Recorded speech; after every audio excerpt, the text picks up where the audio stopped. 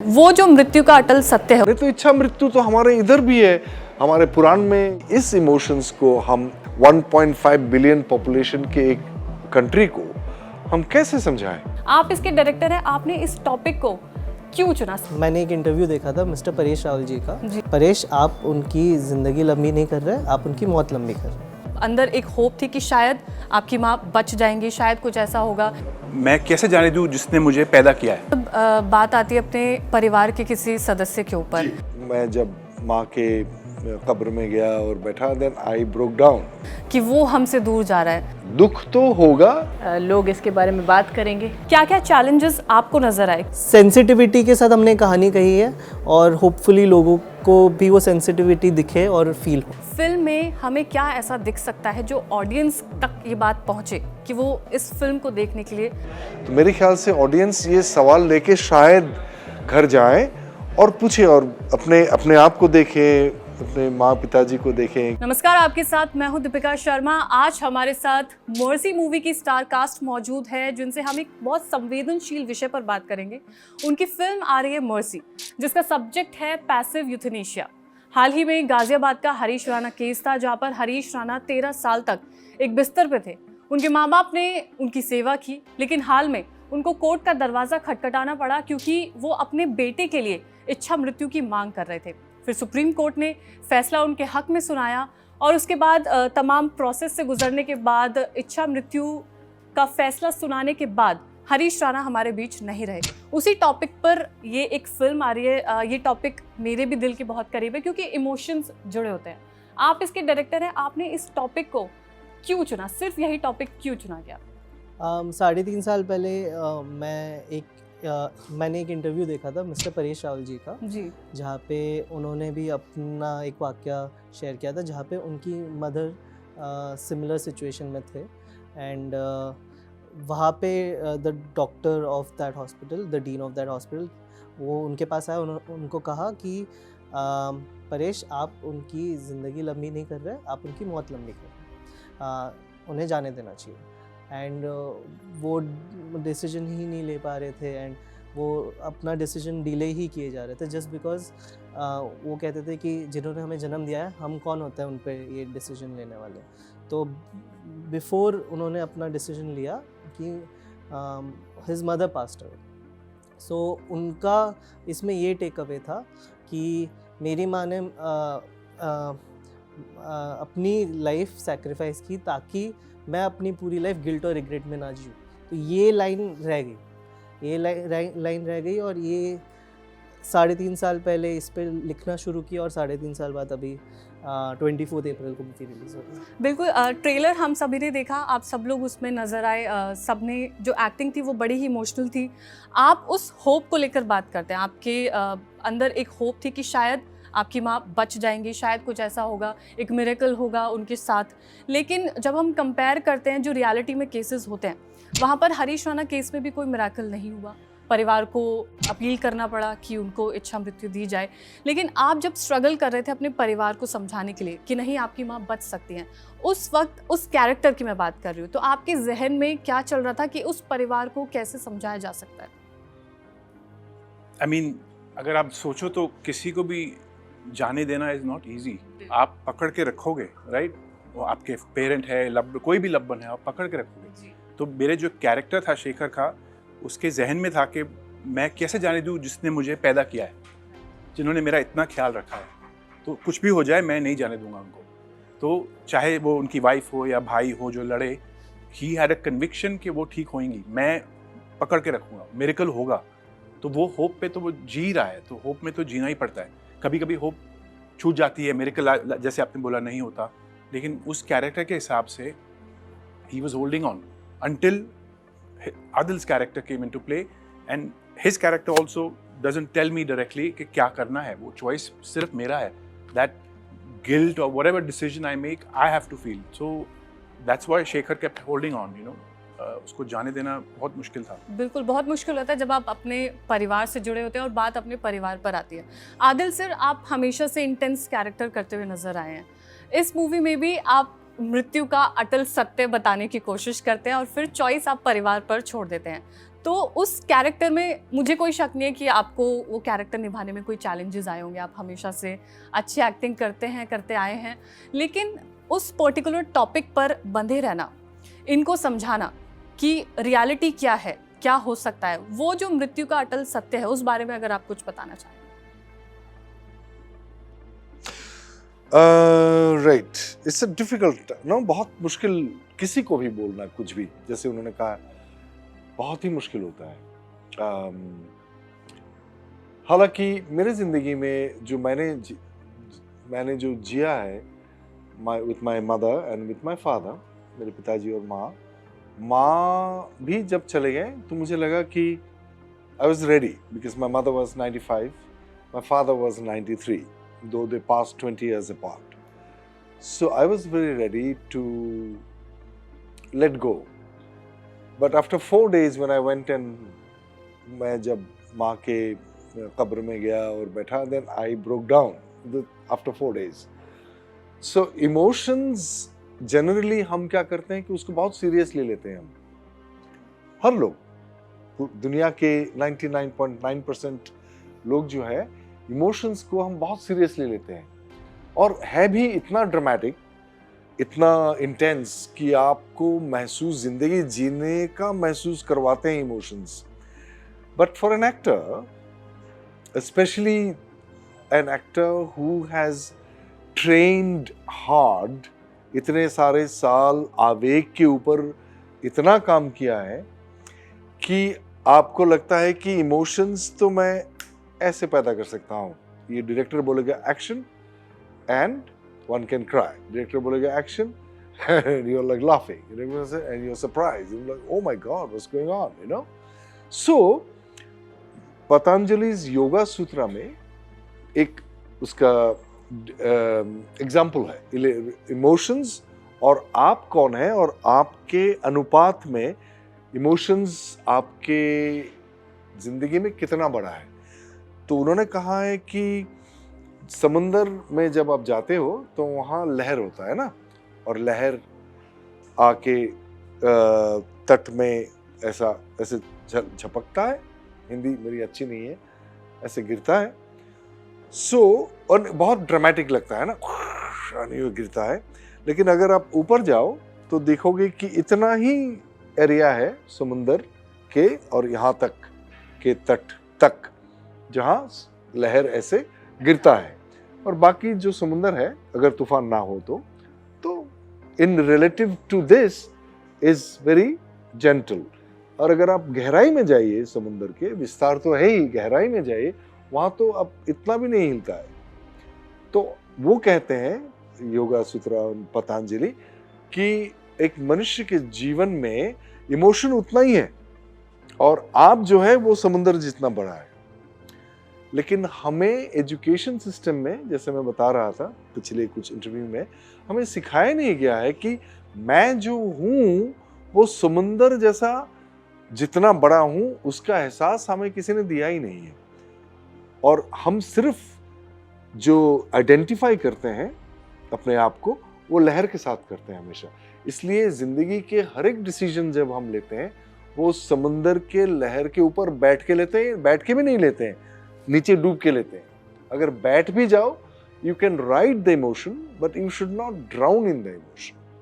और उस वजह से हम किससे शादी करेंगे, उससे बात नहीं करेंगे, इसको मारेंगे, इसके पास नहीं जाएंगे, उससे ये नहीं करेंगे, उससे बिजनेस नहीं करेंगे, उसको कास्ट नहीं करेंगे, हम जस्ट जो कि यू नो ये सारे जो मेजर डिसीजंस हम लेते हैं जिंदगी में, वो इमोशंस के ऊपर नहीं, नीचे आके अंदर, क्या कहते हैं इसको, यू ड्राउन, आप उसके अंदर घुस के डूब कर लेते हैं।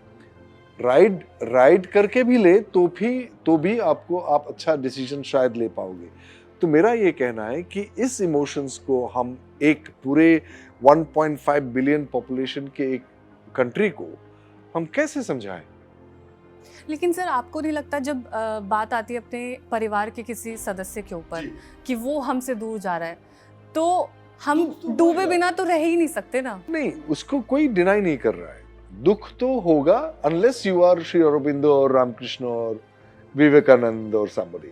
बट हमारा लक्ष्य क्या होनी चाहिए, कि क्या आप हमारा उससे लक्ष्य overcome क्या कैसे होनी करें? चाहिए, कौन सी होनी चाहिए, कि हम नाम नहीं ले रहा हूं अभी, कि सबसे पैसे वाले बने बंदे या हम उन जैसा बने। आप ये बताओ मुझे, भारतवर्ष में पैदा हुए जितने सारे ऋषि हैं, मुनिया हैं, जितने सारे ग्रेट मास्टर्स हैं, उनके जैसा हम बने, जिनके अंदर भरपूर ज्ञान हो, ज्ञान का भंडार हो, या फिर हम बने कि फरारी चलाएं और 25-26 स्टोरी फ्लैट में रहें। कौन सा होनी चाहिए? सर जिनके पास नहीं है वो तो फरारी ही चाहेगा। नहीं, आई नो दैट, बट होनी कौन सी चाहिए? होनी तो वो तो चाहिए। ऑडियंस ये भी चाहते हैं ना कि हम मसाले वाली फिल्म देखें सिर्फ। बिल्कुल। नहीं तो आपका बच्चा अगर वो चाहता है तो आप दिखाओगे? आपका बच्चा हमेशा KFC खाना चाहते हैं, वही खिलाओगे? या कि नहीं यार, माँ का बना हुआ, हाथ का बना हुआ खाना खाओ, वो खाओ। कि वही होगी यस, कि आप अगर रिस्पॉन्सिबल हो ना, you have a powerful thing in your hand, you have the power to stop, no, you are suppose to do it. So that's why I am saying कि हमारे जो शिक्षा नीति में हमने ये इनकॉर्पोरेट नहीं किए हैं, तो इसलिए ये जितने सारे सवाल पैदा हुए हैं उसका कॉन्सिक्वेंस है। नहीं तो इच्छा मृत्यु तो हमारे इधर भी है, हमारे पुराण में या स्टोरीज में नहीं है इच्छा मृत्यु। है, अच्छा, लेकिन मृत्यु है ना? उन टॉपिक्स को क्लियरली हम लोग मेंशन नहीं कर पाए। हमने नहीं सीखे हैं, हमने नहीं पढ़े हैं इसके बारे में। ऐसे बहुत से टॉपिक्स हैं जिनके बारे में अभी भी भारत में बात नहीं होती है, लेकिन ये एक बहुत सेंसिटिव टॉपिक है जिसमें आपके इमोशंस भी जुड़े होते हैं, आपका लॉ भी जुड़ा होता है। निहारिका, आपने अपने आप को इस सेंसिटिव टॉपिक से, इस मूवी से खुद को कैसे जोड़ा? मुझे चुना गया तो मैं हिस्सा बनी, और मुझे अच्छा लगता है कि मैं एक ऐसी फिल्म का हिस्सा हूँ जहाँ पे एक मेडिकल टॉपिक को इतनी तवज्जो दी गई। लोग इसके बारे में बात करेंगे, और मुझे लगता है कि ये इमोशनल जो कॉन्टेक्स्ट है ये लोगों को कुछ सिखा के भी जाएगा, कुछ देगा भी। और मैं भी बहुत इमोशनली इसको हैंडल की हूँ। मतलब मैंने as an actor I think कुछ चीज़ें फील की हैं जो शायद मैंने अलग दूसरी फिल्मों में नहीं किया हो, तो मुझे डेप्थ मिली ये फिल्म करके, गहराई मिली। आप हिंदी बहुत क्यूटली बोलते हैं, जैसे आप बोल रहे हो तो मैं बहुत मतलब अच्छे से, हाँ, बहुत सुंदर, और आप खुद भी बहुत सुंदर हैं, और जो आपका कैरेक्टर है उम्मीद है लोगों को पसंद भी आएगा। बिल्कुल, वी विश की पसंद आए, और क्योंकि इतना सेंसिटिव टॉपिक है और आपने चुना है, क्योंकि आमतौर पर एक्टर्स ये भी चुन सकते हैं कि हम कुछ ऐसा चुने जो बहुत लाइमलाइट हो, जो ऑलरेडी उसमें डांस हो, उसमें कुछ ऐसी चीज़ हो जो मैं अगला वही करना चाहूँगी। हाँ, अच्छा, नहीं बिल्कुल, आप बिल्कुल कीजिए, क्योंकि आप हर सब्जेक्ट्स पे काम करेंगे। लेकिन I think as an actor अगर आपको वैरायटी मिले, ऑफर की जाए, तो उससे बढ़िया बात क्या। बिल्कुल, और ऐसे टॉपिक्स हमारे समाज में लाना बेहद ज़रूरी है। और सर, जब मूवी आती है तो जाहिर सी बात है प्रॉफिट के बारे में इंसान सोचता है। इस टॉपिक को क्या प्रॉफिट के नज़रिए से सोचा गया, या फिर फिल्म टॉपिक इतना बड़ा है, टॉपिक इतना सेंसिटिव है, उस संदर्भ में सोचा गया? सो इनिशियली तो ऑफ कोर्स टॉपिक मैंने चूज़ किया क्योंकि रेजोनेट किया मेरे साथ, और मेरे साथ जो एक्सपीरियंस हुआ था मेरे फैमिली के साथ, उस वजह से चूज़ किया गया। But obviously as a producer it is end of the day also a business. You have to make money also, right. ये फिल्म बनी है ताकि सिनेमा घर में जाए, लोग देखें, विजिबिलिटी मिले। Money comes, money doesn't come, that is not, that is important, but that's not in my hand. I am trying अपनी तरफ से जितना मार्केटिंग कर सकें। अब हम थिएटर में रिलीज़ कर रहे हैं 24 तारीख को अप्रैल, फिर OTT में रिलीज़ करेंगे, तो अगर पैसा बनता है तो of course it's good, but underlying factor is के एक अच्छी फिल्म बननी चाहिए और कॉन्वर्सेशन स्टार्ट होने चाहिए। बिल्कुल, और अच्छी फिल्म बनी है वो ट्रेलर से साबित होता है, क्योंकि जब आप इमोशनल एंगल लेकर आते हैं और रियलिटी को आप मूवी में लाने की कोशिश करते हैं, तो वो लोग अब कनेक्ट करते हैं। अब जो ऑडियंस है सर, वो चाहे आप वेब सीरीज़ में देख लीजिए या मूवी के बेसिस पर देख लीजिए, अब वो अच्छा कंटेंट देखना पसंद कर रहे हैं, इस बात में कोई शक नहीं है। बीइंग अ डायरेक्टर, आपने स्क्रिप्ट लिखी, काफ़ी वक्त लगा उसमें, क्या क्या चैलेंजेस आपको नज़र आए? क्योंकि आप एक ऐसा टॉपिक उठा रहे हैं जहाँ पर सवाल भी उठ सकते हैं, आपके ऊपर भी सवाल उठ सकते हैं, स्क्रिप्ट पर भी सवाल उठ सकते हैं, केस पर भी सवाल उठ सकते हैं, तो वो आपके बैक ऑफ द माइंड ऐसा कुछ चल रहा था? क्योंकि बीइंग अ यंगेस्ट डायरेक्टर, आपकी बहुत सारी रिस्पॉन्सिबिलिटीज़ बनती हैं टूवर्ड्स द सोसाइटी। एक्चुअली मैंने जब लिखना शुरू किया था तब मैं बहुत ऑब्जेक्टिव पॉइंट ऑफ व्यू से लिख रहा था, मेरे साथ ऐसी कोई घटना हुई नहीं थी। So as a storyteller मैं कैसे एक अच्छी कहानी कह सकूं, पर जैसे लोग जुड़ते गए, इतने सारे लोग हमारी टीम में थे जिनके साथ ये बीत चुकी थी, तो वो आपको बहुत सेंसिटिव बना देता है। इवन आदिल सर की मुझे एक बात याद है, before our shoot we were discussing a scene and he told me कि whatever we communicate, you will be held responsible for it, so be aware about it. So that also grounds you. You need to have have the conviction कि मैं जो कह रहा हूँ वो मतलब at least conviction होना चाहिए। तो सेंसिटिविटी के साथ हमने कहानी कही है और होपफुली लोगों को भी वो सेंसिटिविटी दिखे और फील बिल्कुल होगी। और क्योंकि जब आदिल सर जुड़े हुए हैं इस कहानी से, तो मुझे लगता है कि वो कहानी ही भारी भरकम बन जाती है, क्योंकि सर लगातार असर इसमें देखिए कोई शक नहीं है। नो से you I am your big fan. आप जो इतनी भी इंटेंस कैरेक्टर्स निभाते हैं, क्योंकि मैं एक क्राइम जर्नलिस्ट हूँ, मुझे वो जो इंटेंस चीज़ें होती हैं ना वो पसंद आती हैं। जितनी भी वेब सीरीज़ होती हैं, खैर यहाँ पर तो हम दूसरे केस की बात कर रहे हैं, जितने भी मर्डर्स होते हैं, एक साइकोपैथ क्या सोच रहा है, कैसे रेप केसेस हमारे भारत में बढ़ रहे हैं, ये तमाम चीज़ें हम लोग रोज़ देखते हैं, रोज़ करते हैं। इमोशंस हमारे अंदर भी थे। जब स्टार्टिंग में मैं बताती हूँ कि मुझे भी लगता था कि यार क्या हो रहा है, रोज़ कुछ ना कुछ केसेस आ जाते हैं। अब थोड़ा ऐसा हो गया कि हाँ भाई होता है, इमोशंस को आप थोड़ी देर के लिए हटा दीजिए। कुछ केसेस में इमोशंस जुड़ जाते हैं, क्योंकि आप वो चीज़ फील करने लगते हो कि यार इतना ब्रूटल नहीं होना चाहिए था। जो ये पूरी फिल्म है उसमें आप अपने ही परिवार के सदस्य के लिए ये मांग करते हैं कि अब तो भगवान इनको उठा ले।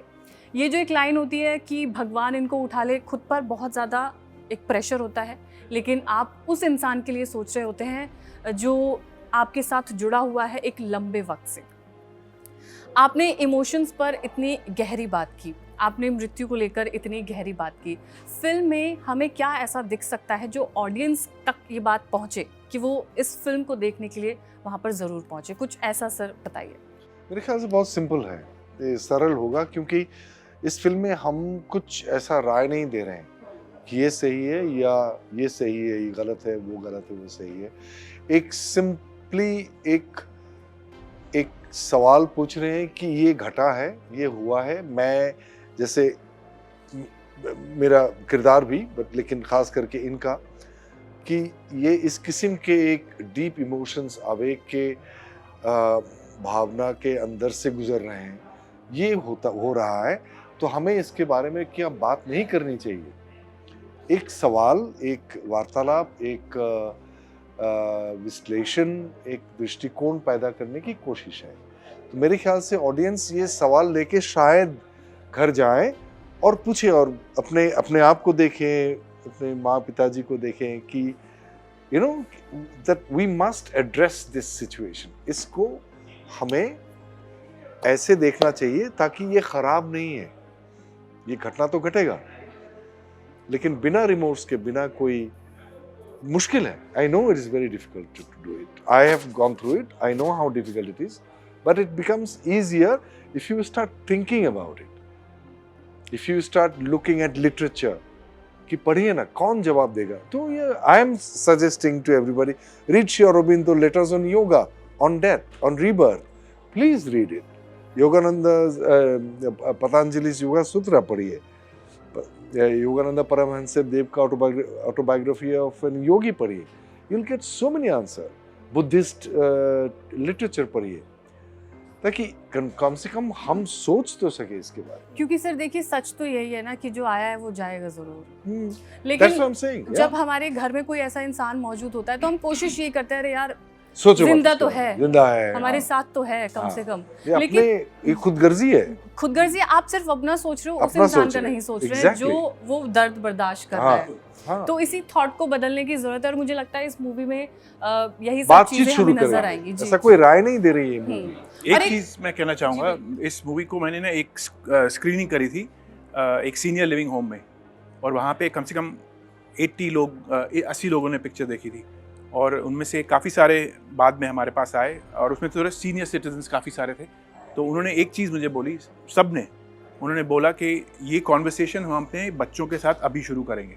Exactly. So that was the message कि हम शुरू Exactly. करेंगे ताकि हमारे बच्चे भी सीख सके कि Yes. अगर हम इस सिचुएशन में हैं तो उनको गिल्ट नहीं फील होना चाहिए, ये you know, so which is a great message. क्योंकि वो तो बिस्तर पे वो फैसला नहीं ले सकते, आपके परिवार को ही आपके बारे में सोचना होगा। तो खुदगर्ज ना बनते हुए अगर हम उस तरीके से सोचें तो एक बहुत बड़ा मैसेज इस मूवी से जाता है, जो आम घर में शायद डिस्कशन होगा तो लोगों के लिए ही एक बेहतर संदेश जाएगा, और हमारे एजुकेशन सिस्टम में भी शायद कुछ बदलाव आ सके। यस, और बच्चे जो शुरू कर रहे हैं वो कन्वर्सेशन जो उन लोगों ने कहा, वो बच्चा भी तो बड़ा होएगा, जी, and he has to बिल्कुल। die also, no?